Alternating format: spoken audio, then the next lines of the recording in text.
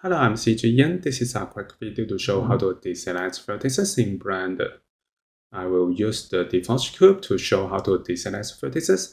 Now we can select the cube and go to edit mode, and then make sure that we use vertex selection, and then we can see that the orange vertices, it means the vertices are selected. If we use shift and click, we can deselect one vertex. So if we use shift and click again, we can select one vertex. Now we have alternatively, we can use Ctrl and click and drag to deselect the vertex in this area.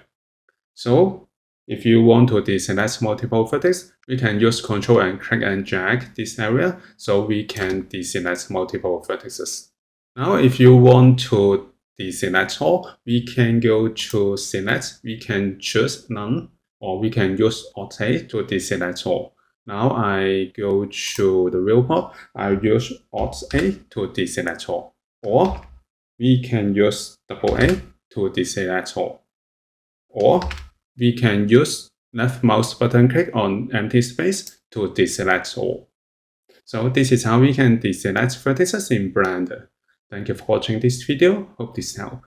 Please subscribe this channel. More video will be shared with you. I'm CG Yan. See you in the next video.